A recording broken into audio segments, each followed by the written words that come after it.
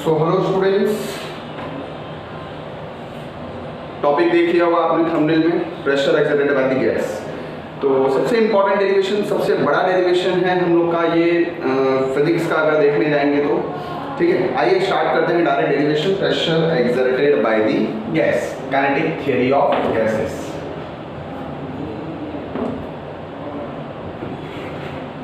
एक कंटेनर ले लेते हैं। Suppose we are considering a container.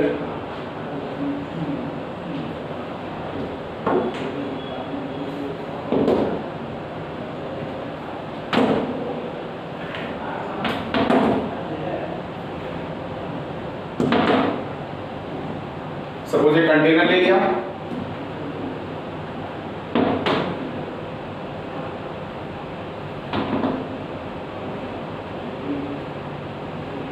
okay, and the name of derivation is pressure exerted by gas। ठीक है, this is your x axis, this is your y axis and this will be your z axis। ठीक है, okay. इसके अंदर बहुत सारे gas molecules है। मान लिया इसकी लेंथ कितनी है, the length of this container is L। इसकी ब्रेथ भी कितनी है, ये भी मान लिया L, और इसकी हाइट भी कितनी है, दिस इज ऑल्सो L। ठीक है, तो एक गैस का कंटेनर लेना है जिसमें बहुत सारे गैस के मॉलिक्यूल्स हैं, जैसा कि डायग्राम में दिख रहा है हम लोगों को। Consider a container, let L is equal to length of container, A is equal to L square, it will be area of container, V is equal to L cube, it's volume of container, volume of container। ठीक है, N is equal to number of gas molecules. इस container में कितने gas molecules है। Small m is equal to mass of each gas molecule. हर एक gas molecule का मास कितना है, स्मॉल m है। तो what will B total mass, total mass क्या हो जाएगा, n इंटू m। एक का मास m है, टोटल नंबर ऑफ n है, तो ये total mass of the gas, total mass of gas। Rho is equal to, it's a density of gas, density of gas। okay, so मान लिया जाए इस कंटेनर में एक में इसमें n नंबर ऑफ मॉलिक्यूल्स हैं। ठीक है, एक मॉलिक्यूल मैं कंसीडर करता हूं ये वाला। ठीक है, इसके पास इस डायरेक्शन में जो वेलोसिटी है वो है ux, इस डायरेक्शन में जो वेलोसिटी है वो है vy, vx, और इस डायरेक्शन में जो मान ली u1, v1, uv and w। ठीक है, एक मॉलिक्यूल ले लिया। ये मॉलिक्यूल कहां पे जा सकता है कंटेनर में, तो ये मॉलिक्यूल इस डायरेक्शन में भी मूव कर सकता है, इस डायरेक्शन में भी मूव कर सकता है, इस डायरेक्शन में भी मूव कर सकता है, अलोंग एक्स वाई जेड कहीं भी मूव कर सकता है। तो मान लेते हैं कि हम लोग इसकी एक्स एक्सिस पे वेलोसिटी कितनी है, u1 है, y एक्सिस पे v1 है, z एक्सिस पे w1 है। तो according to the vector what will be the magnitude of this velocity. ये मॉलिक्यूल 1 है, इसका मास m है, इसकी वेलोसिटी c1 है। ठीक है, the molecule, the velocity of molecule 1 is given as, चलो पहले मॉलिक्यूल की वेलोसिटी क्या आएगी, दैट इज c1 का square will be equal to u1 का स्क्वायर प्लस v1 का स्क्वायर प्लस w1 का स्क्वायर। सिमिलरली सेकंड मॉलिक्यूल की वेलोसिटी क्या आएगी, c2 का square will be equal to u2 का स्क्वायर प्लस v2 का स्क्वायर प्लस w2 का square.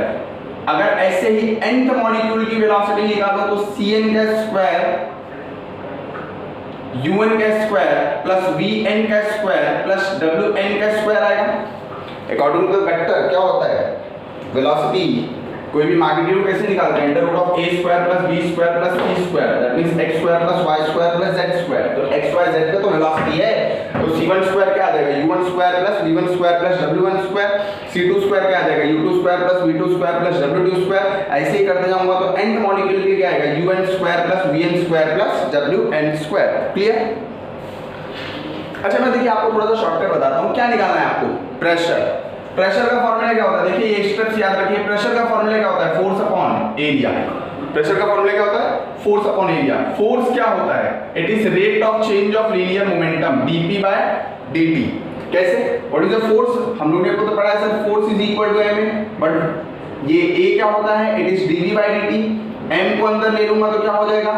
m dv by dt। What is mass into velocity? It is nothing but momentum. तो rate of change of momentum is nothing but force. ये step अगर लिख लीजिए, note down कर लीजिए, बहुत ज्यादा इंपॉर्टेंट स्टेप है। F क्या होता है? dp by dt। F is equal to ma, acceleration होता है rate of change of velocity, mass into velocity होता है momentum. Okay, change in momentum upon time. Okay, तो चेंज इन मोमेंटम आपको निकालना है। चेंज इन मोमेंटम का formula क्या होता है? चेंज इन मोमेंटम आपका होता है बेटा final momentum minus initial momentum. अच्छा, मोमेंटम का फॉर्मूला क्या होता है? मास इनटू वेलोसिटी। क्लियर? ये चार स्टेप आपको फॉलो करना है ताकि ये डेरिवेशन आपको तुरंत क्लियर हो जाए। क्या निकालना है आपको? प्रेशर निकालना है, which will be the final equation. Pressure निकालने के लिए आपको फोर्स चाहिए, फोर्स निकालने के लिए आपको चेंज इन मोमेंटम चाहिए, चेंज इन मोमेंटम निकालने के लिए आपको इनिशियल फाइनल मोमेंटम चाहिए, और मोमेंटम का फॉर्मूला होता है बेटा मास इनटू वेलोसिटी। तो मैंने हर एक पार्टिकल की, हर एक मॉलिक्यूल की टोटल वेलोसिटी निकाली, c1 square, c2 square, cn square निकाल लिया। ओके, नाउ अब देखिए, मान लिया जाए एक molecule, this molecule is moving along the positive x axis. ऐसा सपोज कर लो कि ये मॉलिक्यूल ना ही y पे जा रहा है ना ही z पे जा रहा है। मान लो पहले कि सिर्फ ये x पे जा रहा है। एक एक मॉलिक्यूल की स्टडी करते हैं। अगर ये वाला मॉलिक्यूल अगर x के डायरेक्शन में जा रहा है तो इसकी वेलोसिटी कितनी है? u1, इसका मास कितना है? m। ठीक है, तो molecule 1 moving along where positive direction of x axis, hence its initial momentum is given as, initial momentum क्या होगा बेटा? momentum is given as, initial momentum क्या होगा? तो initial momentum होता है बेटा आपका मास इनटू वेलोसिटी। मान लिया इसका मास क्या है? Small m, mass into what will be the velocity? It's u1। Okay, so ये आ गया आपका इनिशियल मोमेंटम। अच्छा, ये मॉलिक्यूल गया और जाके इस वॉल पे स्ट्राइक किया, जाके ये वाली बॉल दिख रही है, ये वाली बॉल इस वॉल पे स्ट्राइक किया। दिस मॉलिक्यूल स्ट्राइक्स, मान लिया जाए इसका सरफेस का नाम ABCD है और इसका MNOP है। ठीक है, this molecule strikes to the wall MNOP and its direction get reverse. मैंने लास्ट टाइम के लेक्चर में बताया था बेसिक असम्पशन में कि linear momentum and kinetic energy of all the gas molecule remain conserve. That means कोई momentum में loss नहीं होगा। मोमेंटम का फॉर्मूला मास इनटू वेलोसिटी है। ठीक है, तो अगर ये मान लो मॉलिक्यूल मास इनटू वेलोसिटी से इस डायरेक्शन में आ रहा है और यहाँ पे स्ट्राइक किया तो ये घूमेगा, तो क्या इसकी वेलोसिटी चेंज होगी? Answer is no. क्यों? Momentum remains conserve. Momentum remains conserve, लेकिन उसका डायरेक्शन क्या हो गया? चेंज हो गया। ठीक है, this molecule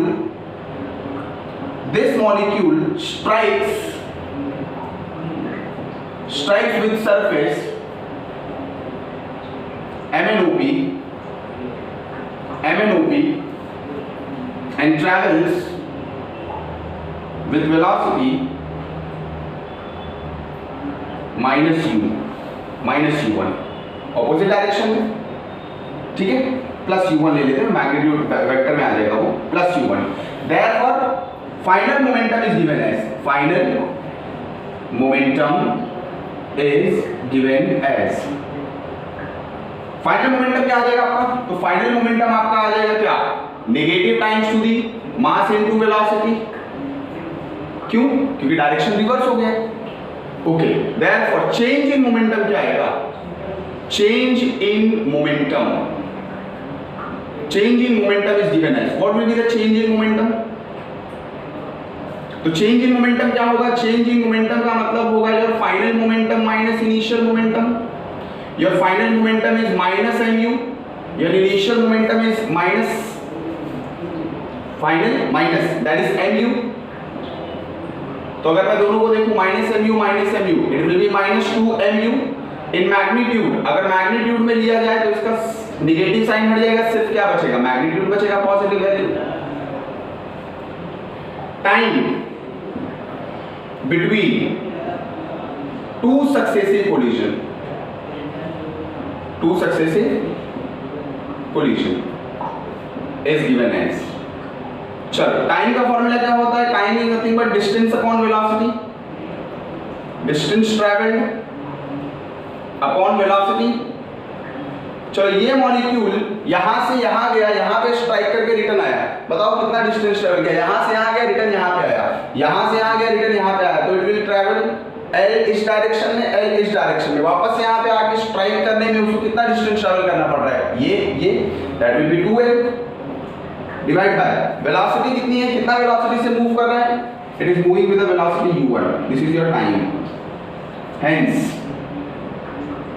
by Newton's law rate of change of momentum is equal to what, force. So I can write to force पहले मॉलिक्यूल का along x axis पे कितना आया, dp by dt, what is the dp, it is 2mu का magnitude, 2mu1 divided by 2l divided by u1. So this 2 and 2 cancel, ये u गया ऊपर, ये u ऊपर जाएगा तो आपका क्या बचेगा, देखिए ध्यान से, अगर ये u ऊपर जा रहा है तो टर्म आपका बचेगा जो फोर्स पहले मॉलिक्यूल का लग रहा है, दैट विल बी mu1 का square divided by l, this is the force exerted by the first molecule along x axis. Similarly force exerted by molecule 2 along x axis क्या आएगा बेटा, सेकेंड मॉलिक्यूल का force क्या आएगा, तो F2 will be equal to mu2 का square divided by l x axis पे। Similarly अगर मैं nth वाले मॉलिक्यूल के लिए पूछ लूं तो Fn इज इक्वल टू क्या आ जाएगा, mun का square divided by l, clear है, mun का square divided by l। Step देखिए, पहले निकाला मैंने initial momentum that is mu, फिर निकाला मैंने फाइनल मोमेंटम माइनस mu, फिर निकाला मैंने change in momentum, final momentum minus initial momentum, उसका मैग्नीट्यूड आया 2mu1, क्लियर। उसके बाद मैंने निकाला time is nothing but distance upon velocity, your distance is 2l divided by velocity, कितना वेलोसिटी से मूव कर रहा था u1, तो अब मैंने चेंज इन मोमेंटम को टाइम से डिवाइड कर दिया और मेरे को फोर्स मिल गया क्या, mu1 का स्क्वायर डिवाइडेड बाय l। तो वहां से हम लोगों ने क्या निकाल लिया, फोर्स सेकंड मॉलिक्यूल का mu2 square divided by l, मैंने सिमिलरली nth मॉलिक्यूल का mun square divided by l, total force निकाल लिया हर एक मॉलिक्यूल का अलोंग x एक्सिस। तो बताओ वही मॉलिक्यूल का, हर एक मॉलिक्यूल का अगर मैं पूछूं सभी मॉलिक्यूल का total force along x axis कितना लग रहा है, तो आप क्या बताओगे, the total force along x axis is given as, hello, the total force along x axis is given as, चलो x axis पे फोर्स क्या आएगा, total force will be equal to sum of first का force, second का force, ऐसे करते करते nth molecule का फोर्स। फर्स्ट मॉलिक्यूल का फोर्स कितना है, m by l u1 square, सेकंड मॉलिक्यूल का कितना है, m by l u2 का square, m by l un का स्क्वायर, क्लियर है। ये आ गया total force along x axis. अगर मैं आपसे पूछूं बताइए इसी को देख के, similarly total force along y axis क्या आएगा, total force along y axis कितना आएगा, तो y एक्सिस के लिए फोर्स क्या होगा, y एक्सिस के लिए आ जाएगा m, अब y एक्सिस की वेलोसिटी u नहीं है v है, तो हम लोग क्या लिखेंगे, m v1 का square divided by l, m v2 का square divided by l up to m vn का स्क्वायर डिवाइडेड बाय l। ये आ गया फोर्स आपका अलोंग y एक्सिस पे, है ना। अच्छा सिमिलरली अगर पूछा जाए, अगर आपसे पूछा जाए total force along z axis कितना आएगा, तो total force along z axis कितना आएगा, that will be m uv w1 square divided by l and w2 square divided by l and wn square divided by l. So this is your force along z axis. Is it clear to all? Okay. अब देखिए x axis का force मिल गया, y axis का force मिल गया, z axis का force मिल गया। हमको force मिल गया तो हम फाइंड आउट कर सकते हैं प्रेशर। तो प्रेशर अलोंग x एक्सिस कितना आएगा? प्रेशर अलोंग x एक्सिस क्या आएगा? तो यार प्रेशर का formula will be pressure is equal to force divided by area. What is your force का वैल्यू? ये आपका फोर्स है। तो इसमें देखिए कॉमन टर्म दिख रहा है m by l, m by l, m by l, m by l, सब में से कॉमन ले लिया। डिवाइड बाय एरिया, मैंने आपको बताया था इसका एरिया कितना है, लेंथ इनटू ब्रेथ, मतलब l स्क्वायर इनटू बचा क्या आपका u1 square plus u2 square up to un का स्क्वायर। ठीक है, तो ये फाइनल जो मिलेगा pressure along x axis that will be m by l cube, क्या u1 का स्क्वायर, u2 का स्क्वायर अप टू un का स्क्वायर। क्लियर है? क्लियर है सब लोगों को? अब देखिए अगर ऐसे ही पूछा जाए कि प्रेशर अलोंग y एक्सिस कितना होगा आपका, तो आप क्या बताओगे? प्रेशर अलोंग y एक्सिस निकालो। तो प्रेशर अलोंग y एक्सिस क्या होगा आपका? तो प्रेशर अलोंग y एक्सिस क्या होगा? That will B force along y axis divided by area. Force along y axis क्या है आपका? ये है, तो इसमें m by l कॉमन है, आएगा तो वही सॉल्व करने पे m by l क्यूब, लेकिन v के टर्म में आएंगे v1 square plus v2 square up to vn square. Similarly अगर आपसे पूछूं प्रेशर अलोंग z एक्सिस क्या होगा? Similarly pressure along z axis क्या होगा? तो आप प्रेशर अलोंग z एक्सिस क्या बोलोगे? That will B force along z axis divided by area of container. Similarly ये भी आ जाएगा m by l cube, w1 का स्क्वायर प्लस w2 का स्क्वायर अप टू wn का स्क्वायर। क्लियर है? ये टोटल मॉलिक्यूल्स का हो गया। यस और नो? ये स्मॉल n से डिनोट करेंगे ना, small n not from capital. Clear है? अच्छा, ये आ गया आपका pressure along x axis, pressure along y axis, pressure along z axis. अच्छा, इस कंटेनर के अंदर क्या भरा हुआ है? मैं किसका डेरिवेशन कर रहा हूँ? प्रेशर एक्सर्टेड बाय गैस, और गैस है क्या? एक फ्लूइड है ना? फ्लूइड मतलब विच कैन फ्लो। मैंने सेकंड चैप्टर में मैकेनिकल प्रॉपर्टी ऑफ लिक्विड में मैंने बताया था कि गैस है क्या? एक फ्लूइड है, जो भी चीज फ्लो कर सकती है वो हम लोग की फ्लूइड है। तो गैस भी एक क्या है? फ्लूइड। अगर गैस अगर एक फ्लूइड है तो बेटा गैस अगर फ्लो हो सकती है, तो हम लोग ने पास्कल लॉ भी देखा था। पास्कल लॉ यह होता था कि प्रेशर अगर किसी भी क्लोज कंटेनर में प्रेशर क्या होता है? हर जगह इक्वल होता है। जैसे बलून को आप ब्लो करोगे तो x एक्सिस पे, y एक्सिस पे, z एक्सिस पे सब जगह एक्सपांशन इक्वल होता है। वैसे ये जो कंटेनर है इसके अंदर लगने वाला pressure, that means by pascal law, what I can say, by Pascal's law, pressure along x axis, pressure along y axis and pressure along z axis क्या होगा? सेम होगा। तो प्रेशर, टोटल प्रेशर क्या हो जाएगा? x axis plus y axis plus z axis divided by 3। चलिए तीनों pressure को ले लेते हैं। ये पहला प्रेशर क्या आया था? m by l cube. किसके टर्म में आया था? u के टर्म में आया था, u1 square plus u2 square up to un का स्क्वायर। दूसरा प्रेशर क्या आया? m by l cube, Vn1 का स्क्वायर प्लस V2 का स्क्वायर अप टू Vn का स्क्वायर। तीसरा प्रेशर क्या आया? m by l cube, W1 का स्क्वायर प्लस W2 का स्क्वायर अप टू Wn का स्क्वायर। क्लियर है? सब में कॉमन टर्म क्या दिख रहा है? बाहर निकालो। m by l क्यूब, पहला टर्म U1 का स्क्वायर, इसका पहला टर्म V1 का स्क्वायर, इसका पहला टर्म W1 का स्क्वायर, क्लोज ब्रैकेट। इसका पहला टर्म, सेकेंड टर्म u2 का स्क्वायर, v2 का स्क्वायर, w2 का square, close up to un का स्क्वायर, vn का स्क्वायर, wn का square, bracket close. Clear? What is this? अभी मैंने कराया, ये हम लोग का c1 स्क्वायर है, ठीक है, डिवाइडेड बाय 3 भी है आपका, m by 3l क्यूब, ये 3 भी है ना आपका, ठीक है। What is this? अभी मैंने स्टार्ट में कराया था, ये था आपका c1 स्क्वायर, आपको हर एक चीज कॉपी भी करनी है। ये था आपका c2 का स्क्वायर, करते जाऊंगा ये हो जाएगा आपका cn का स्क्वायर। मैंने लास्ट लेक्चर में एक फॉर्मूला देखा था आपने, root mean square velocity, c/rms का स्क्वायर। c/rms क्या था हम लोग का? rms c1 square plus c2 square up to cn square divided by n तो ये n को अगर मैं इस साइड ले लूं, n अगर मैं n को इस साइड ले लूं, so what you will get, square कर देता हूं,